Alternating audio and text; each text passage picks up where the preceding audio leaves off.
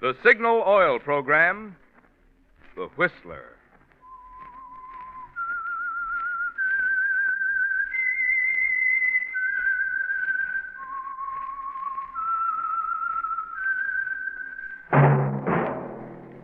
That whistle is your signal for the Signal Oil Program, The Whistler.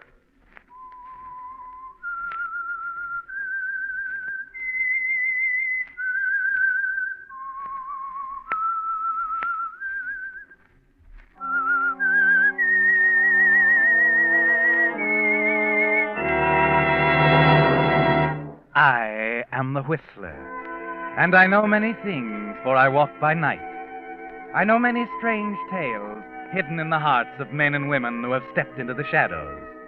Yes, I know the nameless terrors of which they dare not speak. Yes, friends, it's time for the Signal Oil Program, The Whistler. Rated tops in popularity for a longer period of time than any other West Coast program in radio history.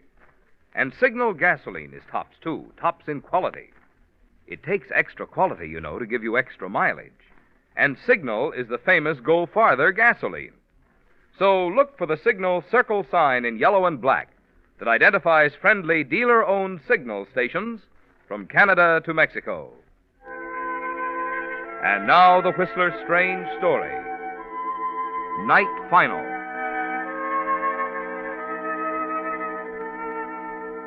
She was a newspaper woman and a good one.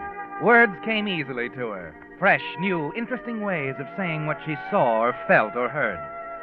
Her critics and colleagues agreed that regardless of her shortcomings as a person, Helen Conover was a superlative reporter, holder of the Guild Award for on-the-spot reporting, the first woman to win such an honor.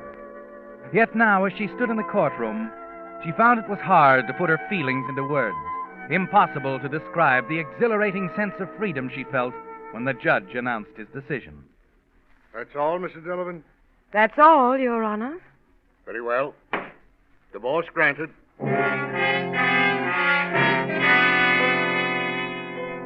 As she left the courtroom and started down the hall, she saw her husband's lawyer a few steps ahead. Mr. Jackson. Huh? Oh, Mrs. Delavan. Oh, I mean, Miss Conover. Well, you almost got out of the building before I could thank you. Thank me. Yes, for everything, for the quick, painless way you handled the divorce. Miss Conover, divorce at best is never a painless operation. Well, it is the way you handle it. Is Malcolm really out of town? No, of course not. But then why didn't he... It was all arranged beforehand. I convinced Malcolm it'd be wise not to contest the divorce. Oh? Why? I'd rather not go into that now. He's at home, I think. You'd probably know better than I. Mal was such an angel about it. You know, somehow I suddenly feel a little tender toward him.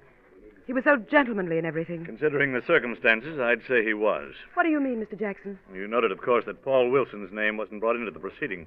Well? Didn't that strike you as unusual? Wilson was a full-fledged co-respondent if I ever saw one. Your husband isn't entirely blind, you know. See here, if you're implying... You can take it any way you like. Malcolm's a very generous man, Miss Conover. Had he been otherwise, this divorce proceeding might have had some unfortunate overtones. For you, at least. Well, there was nothing wrong. I made it very clear about Paul and me. Yes, of course. Incidentally, Malcolm told me he'd like to see you when it's convenient. You might drop around sometime today. Perhaps I will. Fine.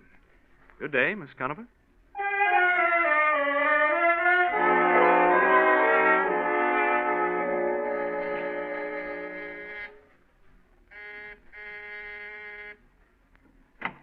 Hello, Malcolm. Oh, nice of you to ring the bell, Helen. Oh, now, don't be that way. I've come to tell you how nice you were. For what? Being such a good sport.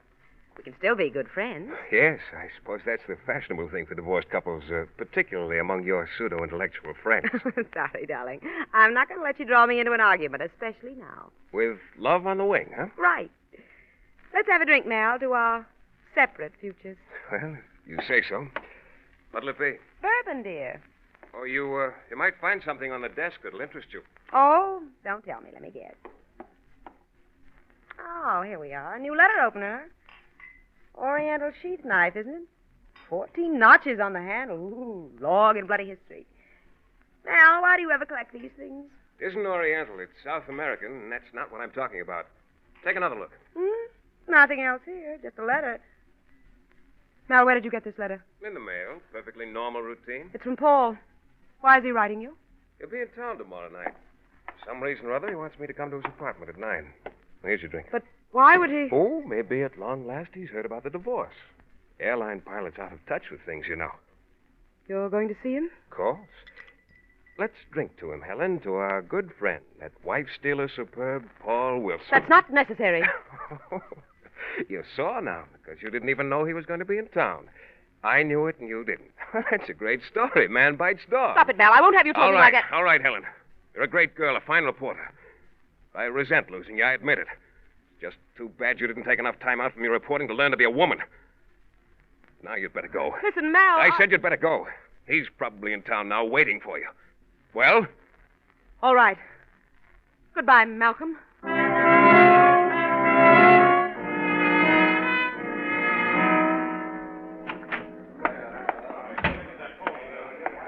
Miss Conover. Hello, Ed. How are things down in the press room? Oh, unholy mess as usual. Still setting up big headlines for little stories. Now, if you folks was on the You're ball... never satisfied, Eddie. Where's Ann? Well, I just saw her go into the office. Thanks. Hi, Bern.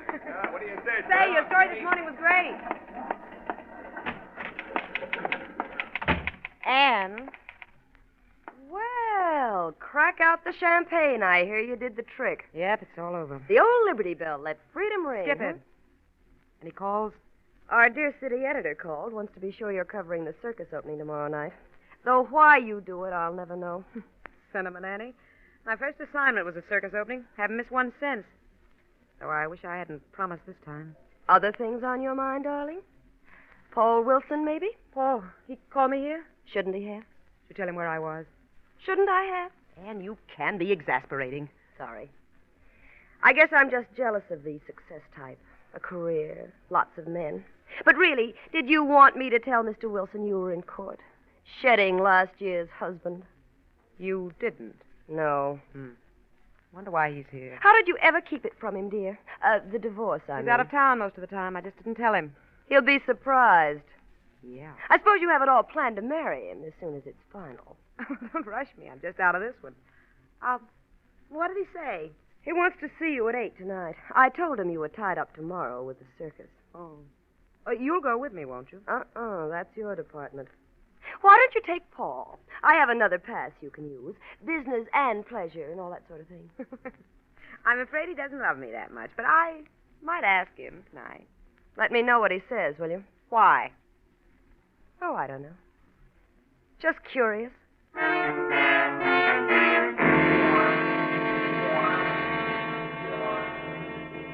For the rest of the afternoon, you try to catch up on your work. But it's hard, Helen, trying to concentrate with your mind on Paul this way, trying to analyze this strange new freedom, different now, with a thrill gone out of it and a curious, unsettled, half-bitter feeling in its place. And it hasn't left you hours later as you drive toward Paul's apartment in a taxi. Halfway across town, the driver pulls up at a red flare on the left of the speedway. What is it, driver? Accident up ahead. Looks like a tough one. All right. Oh, wait a minute, driver. Wait a minute. Keep it moving. What is it, officer? Get back in that car there, lady. Helen Come on, Conover, driver. Daily Post. Huh? Oh, reporter, huh? Yeah, was it bad? Yeah, 3 people killed. One of them was a state senator. Kavanaugh was his name. Senator Kavanaugh? Yeah. Driver, here you are. You go along. I've got a story to file.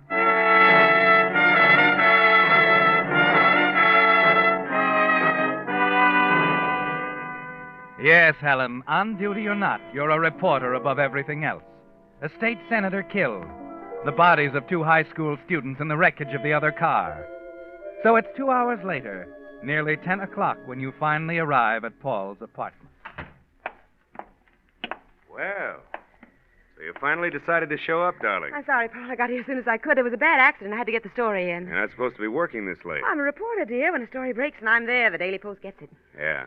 For God, for country, and the Daily Post, eh? Well, I'm not a reporter now, dear. No? I'm a woman. A single woman. Yeah, I heard about it. Aren't you glad?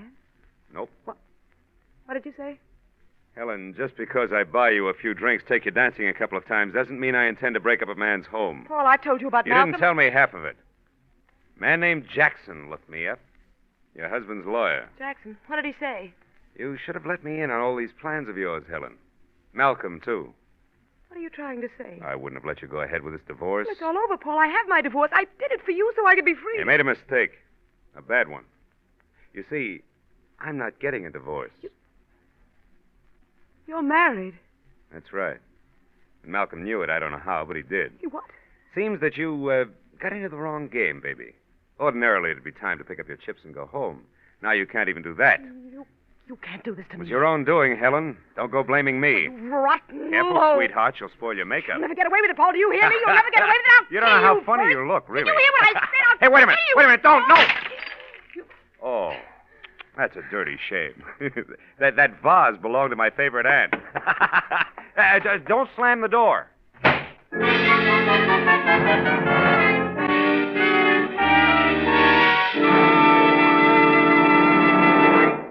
With the prologue of Night Final, the Signal Oil Company is bringing you another strange story by The Whistler. But first, a word about some of the convenience features that today's drivers can enjoy. More and more of the new cars are featuring no clutch, no gear shift. Some even have windows that raise or lower automatically at the mere touch of a button. But whether or not your car has these features, there's one convenience that every driver can enjoy. That is a Signal credit card. For instance, instead of paying cash every time you stop for gas, oil, or a lube job, you merely tell the Signal dealer to charge it. And because Signal credit cards are honored at all Signal service stations throughout the 6 Pacific Coast states from Canada to Mexico, you'll find one especially helpful on trips. You're relieved of the necessity of carrying large sums of money, yet you're prepared for those unexpected emergencies that can arise. Moreover, at the end of each month, when you pay for your driving needs with one check, just as you now pay your phone, light, or department store bill, you have a handy record of what it costs to run your car. When you consider how much ease and pleasure all of this adds to your driving, it's no wonder more and more motorists are stopping by their Signal service station to fill out an application blank for a Signal credit card. And now back to the Whistler.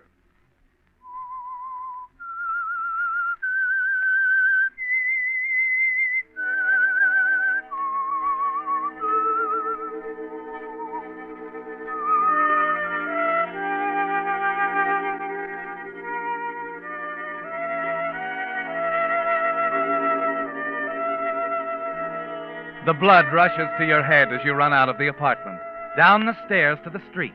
A hatred for Paul boiling up inside you, twice as powerful now as the love ever was. Because it's a helpless hatred. Because Paul is up there now, laughing at you, and you're helpless.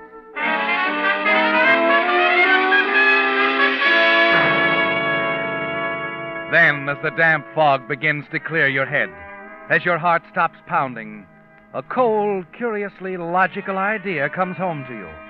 And you realize that the thing you shouted in anger at him back in the apartment, that you could kill him, wasn't really hysterical at all.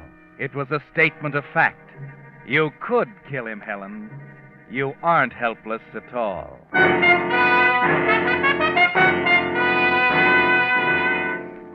By the time you arrive at the office the next morning, you've decided exactly how it's going to happen. It begins with Anne. There are things you must plant in her mind, and with Anne, you have to be careful. Congratulations, darling. You scooped the whole town with that crash story last night. Really? Oh, now, don't be wide-eyed, dear. It doesn't become you. Well, it was a lucky break, Anne. And you did a nice job of covering it, I might add. Mm-hmm. Say, what's wrong with you? You're not very enthusiastic. Oh, it's nothing, Anne. Oh, cut it out. I know better. Now, what is it? It's Malcolm. Oh? Malcolm's found out about Paul? Yes, and you know what a temper Malcolm has. Well, he was at his worst. Made all sorts of threats. Against you? No, that's why I'm worried. He acted as if he might take it out on Paul. You've never seen anyone so jealous, Anne. Well, keep them apart until it's over. That's all you can do. It's not so easy. You can hide Paul in a crowd tonight. Hmm? How do you mean? Take him to the circus with you. That's the one place Malcolm won't go. Not in his frame of mind. Oh, I'm afraid Paul isn't interested in circuses either. I still want company, though. How about you? Change your mind? The boss won't let me off the rewrite desk. I'll be at it all night. Oh, I'm disappointed. I'm not. If you spot any stories, call me, will you? Sure. Still wish you were going with me. They say it's quite a show.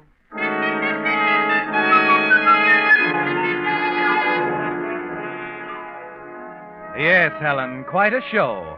But you knew all along that Anne would have to decline your invitation, didn't you? That was part of your plan. Part 2 takes place at the apartment, your old apartment, to which you've still got a key. From your years as Mrs. Delavan, you know that Malcolm isn't home. At his desk, you pick up Malcolm's long, thin letter opener, hide it in your purse. Half an hour later, wearing a conspicuous red bolero jacket, you're standing in line at the ticket booth in front of Seeley Brothers' giant show. And there's a reason for not using your pass, isn't there, Helen? Hurry, come on. Say, who's next? Right here, 2, please. 2, here you go. Thanks. 3 in the grandstand. 3 grandstand, thank you. 1, please, grandstand. Yes, ma'am, 1 grand. No? $50 bill. That's the smallest you got, lady. I'm sorry. But for crying out loud, 50 I bucks. said I was sorry. Okay, I can handle it.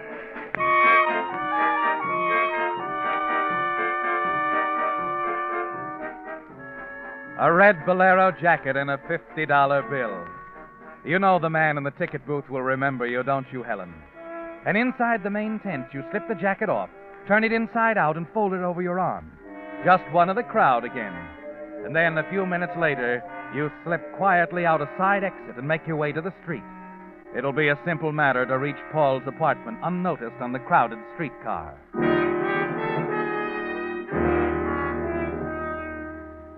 You're standing in an alcove in the hall outside Paul's apartment, waiting for Malcolm to complete his visit and leave.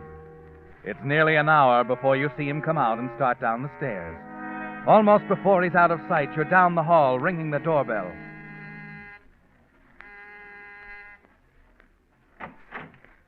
Helen, Aren't you going to ask me in, Paul? should I? There's a vase or 2 I forgot to nail down. I'm sorry, Paul. I won't stay long. Okay. Your timing was perfect. Just missed your husband. Yes, I know. Oh? He showed me your letter, Paul. What did you talk about? Oh, Helen, it's all over. Why go on talking about it? It meant a great deal to me, Paul. I'm sorry. No, you're not. Helen, please. Why did you come here?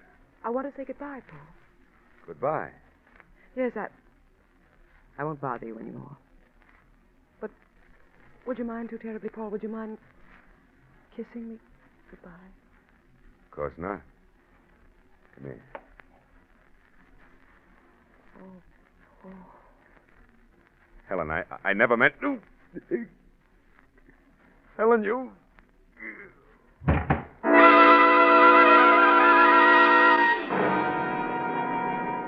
It was a kiss of death, wasn't it, Helen? You stand for a moment, looking down at Paul's still face. And then you hurry to the door, cautiously let yourself out of the apartment, hurry back to the circus. The crowd is pouring out of the main tent as you get there. You slip on the red bolero jacket, mingle with the others as they move away from the entrance, babbling excitedly. Hey, what were their names? The Flying Carbonis. They've been working together for years. I never seen anything like it. Never. Oh, excuse me, lady. Certainly. Taxi. Where to, lady? Daily Post. No, wait a minute. I'll call the story in. Take me home, driver. Brockhurst Apartments.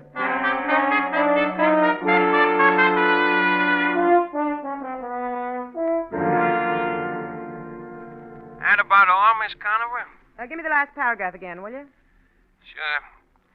While last night's performance followed the Shaw Brothers formula right down to the waltzing bear and the death-defying acrobatics of the Carboni troupe, its very adherence to circus tradition assures it a profitable engagement. Mm-hmm. Profitable engagement in a city which has long since demonstrated its loyalty to tinsel and tan bark. Got that? Right. Okay, print it.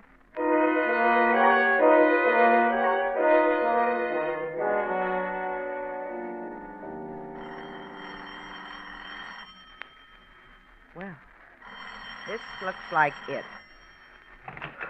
Hello? This is Anne, Helen. Oh, good heavens, Anne, it's 3 in the morning. If it's about that review, It isn't about the review, darling. You'd better brace yourself. I have some pretty shocking news. What is it? Paul Wilson was murdered tonight. What? They're holding Malcolm on suspicion. I'll be right down.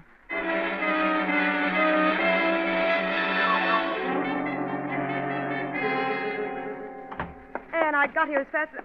Ed, what are you doing here? Oh, I had a little extra work to do in the composing room tonight. I've been talking to Ed about the murder, Helen. Horrible. I can't believe Malcolm That's would... just it. Neither can we. Pretty crude stuff, you know. Advertising a motive all over town like that.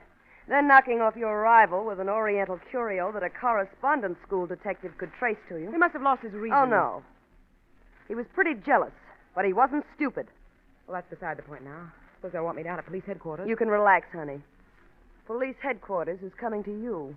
What's this all about, Anne? Why are Just you a minute. All right, Lieutenant Jacobs. This is Lieutenant Jacobs, Helen. How do you do? How do you do? I'd like to ask you a few questions. Well, I'd like to ask a few myself. You'll have a chance in just a moment, Miss Conover. I won't be long.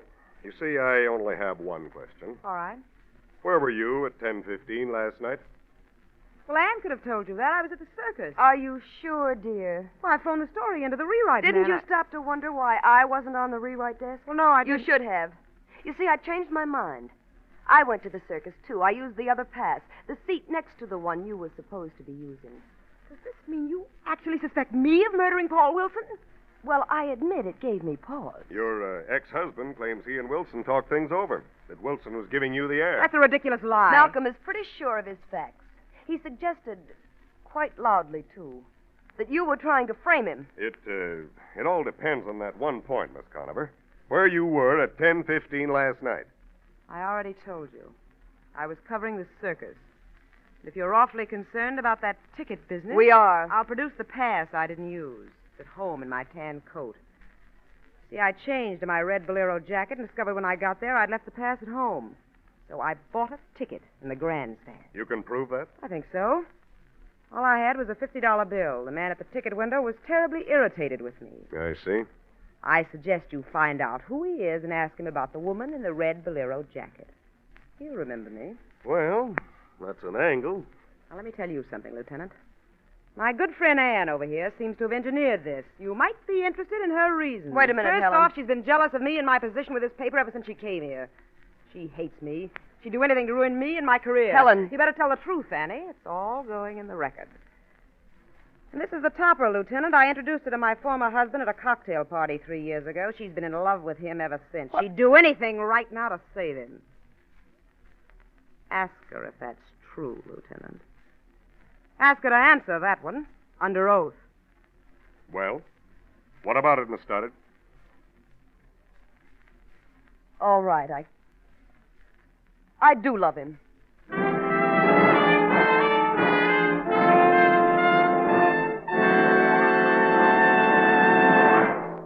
The Whistler will return in just a moment with a strange ending to tonight's story. Meantime, 2 points it'll pay every driver to remember if you want to be sure of the tops in quality when you buy gasoline. 1, In gasoline, it takes extra quality to go farther. and 2. Signal is the famous Go Farther gasoline. Yes, it's a fact. Mileage is the best yardstick of gasoline quality. After all, in order to give you quicker starting, faster pickup, and smoother knock-free power, Signal gasoline has to help your motor run more efficiently. And when your motor runs more efficiently, naturally you see proof of it on your speedometer in mileage. That's why we're so proud of Signal's good mileage, which has made Signal gasoline known from Canada to Mexico as the Go Farther gasoline. And it's why we say, to be sure of the tops in gasoline quality, there are just 2 things to remember. 1, In gasoline, it takes extra quality to go farther. and 2. Signal is the famous Go Farther gasoline. And now back to the Whistler.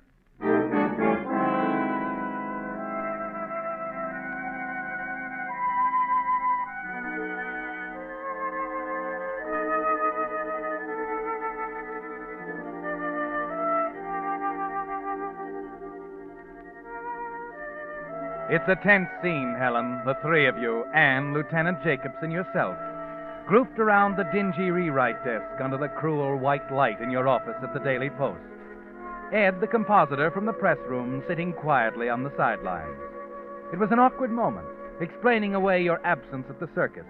But you're sure now, with a ticket man available to place you at the circus at the time of the crime, with Anne admitting her love for Malcolm, that you're in the clear. It's almost a full minute after her admission that Anne finally speaks. Ed. Yeah? Bring me the paper, Ed. The morning edition with the review of the performance last night. You've got it. Sure. Right here. Now let's get this straight, Lieutenant. We're all agreed everything depends on where my capable colleague was. At the time she claims she was at the circus. Why don't you let him check my review, Annie? I've already read it. Yes. You see, it's a rather important piece of evidence. The next time you see that typescript, it'll be marked Exhibit A. What do you mean? You're a top reporter, Helen. Never missed a trick. But you did last night. That's why we didn't print your story. We used mine instead. You what? Take a look at that headline.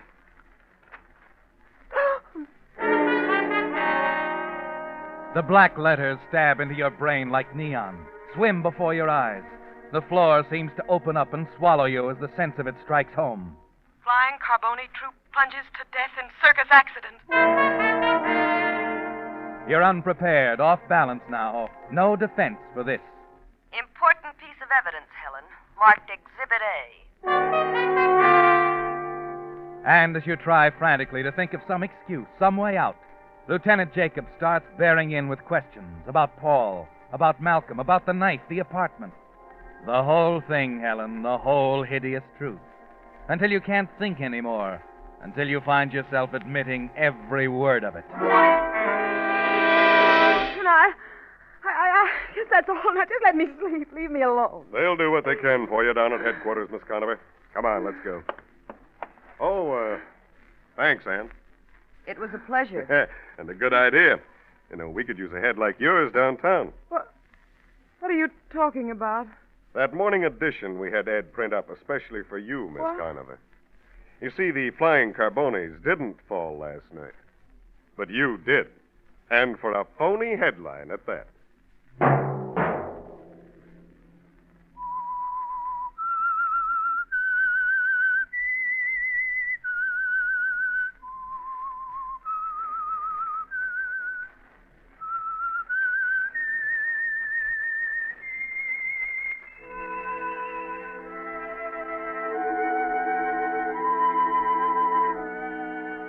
Let that whistle be your signal for the Signal Oil program, The Whistler, each Wednesday night at this same time.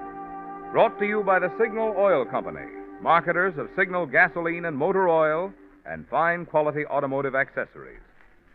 Signal has asked me to remind you to get the most driving pleasure, drive at sensible speeds, be courteous, and obey traffic regulations. It may save a life, possibly your own.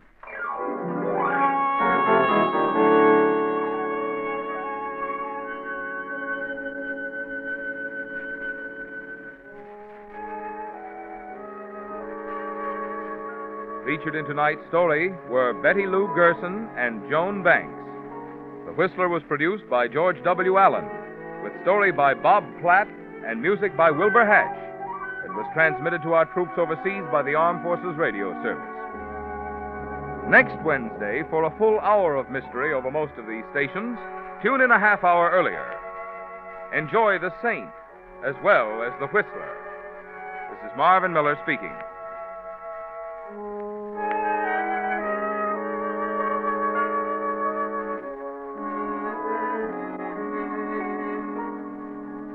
This is CBS, where 99 million people gather every week. The Columbia Broadcasting System.